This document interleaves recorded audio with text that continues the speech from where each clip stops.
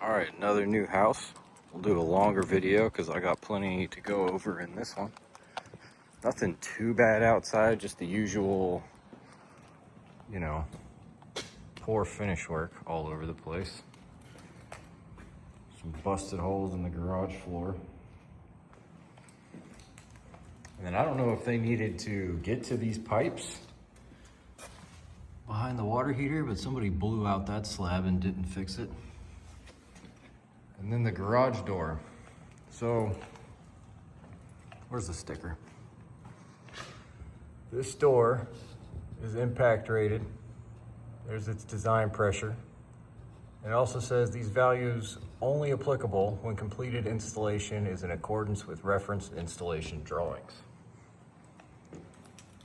I don't think the drawings call for a couple random bolts and then deleted bolts. There should be one right there, but the people that put it in just couldn't be bothered to relocate it. They just removed it. And then another random one up there. And that's on both doors, both sides of both doors. So this doesn't count for its wind load rating. It's obviously, it hasn't been installed correctly. And again, deleted bolt on this side. So going into the house, actually, you can't see it from here, but this is a 3,100 square foot house with just 2 off-ridge vents up in the attic to help ventilate the attic. I'll see if I can splice a picture of them in right here, but they didn't even cut the openings out all the way for these vents. So not only are these vents a little undersized, they're not even fully cut out. Inside the house, you know, the customer has already been through here and blue taped a lot of stuff, broken tiles, terrible grout. See if I can remember everything we got going on in here. Here's one spot they pointed out. They got the upgraded flooring in this house. And there's a massive high spot right there. It's not just the way the level's sitting.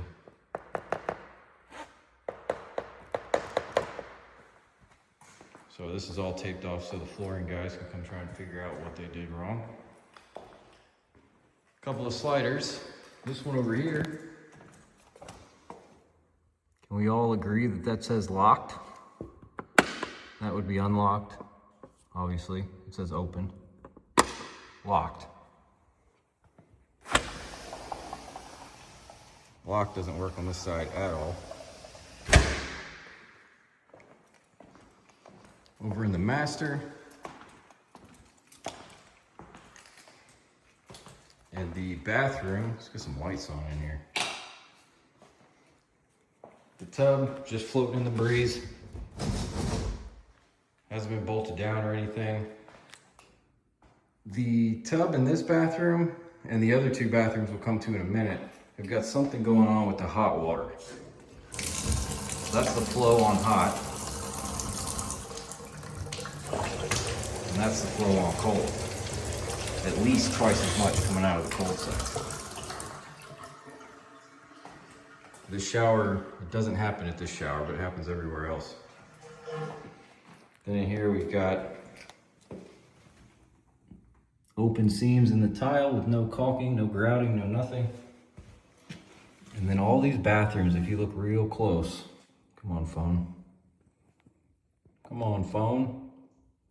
You see that right there?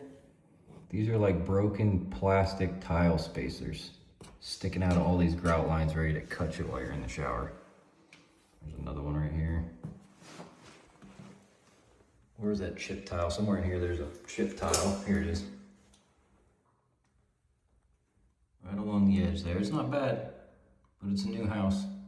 You want your new house to have chip tiles in it. And look at this grout work in here. Obviously they've taped all this. Just smeared all over the tiles.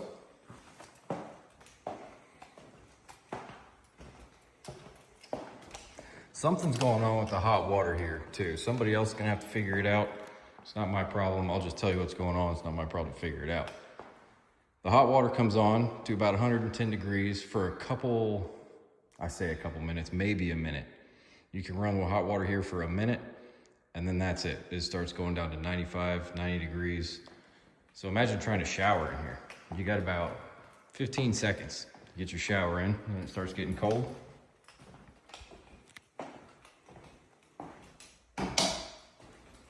Same thing in here with the hot water. You can see the cold volume,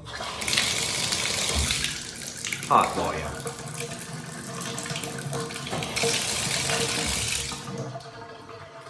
And not only that, but the valve isn't adjusted correctly. So when I did briefly get 110 degrees out of this faucet, best I can do at any shower in this house is like 92, 93.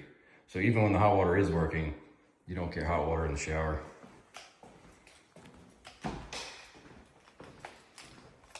What else we got going on in here? Same thing in this bathroom with the low water volume at the shower. This is not a cheap house either. This is a pretty nice house. There's the cold and then hot. That's all you get, just a little dribble. And back to cold. Toilets are loose at the floor. I still don't know what's going on with the hot water, but again, that's somebody else's problem to figure out. Last thing we'll wrap up with is the electric panel. I forgot that while I was in the garage. Look at this tile work. Just terrible. So in new builds, you've got to have arc fault breakers at pretty much all your circuits. It's not every circuit. You don't need them in bathrooms and a couple other places, but pretty much every circuit you need arc fault or combination arc fault, ground fault breakers. These, not all of these have to be it either. This one is garage, don't need it there. This one's bathroom, you don't need it here. But laundry room and kitchen are missing the arc fault breakers. I don't know how that passed. Kind of incredible, but it is what it is. This is what you get with brand new houses these days. Brand new nice houses at that. Can't even get doors that lock anymore. Oh, and before I go, the client pointed out this broken cabinet. Said he mentioned it to the builder. And the builder said, well, your fridge is going there. Who cares? It's a brand new cabinet, dude. It doesn't matter if it's covered up. You're paying all this money for a brand new house. It's just okay to have broken cabinets? I don't think so.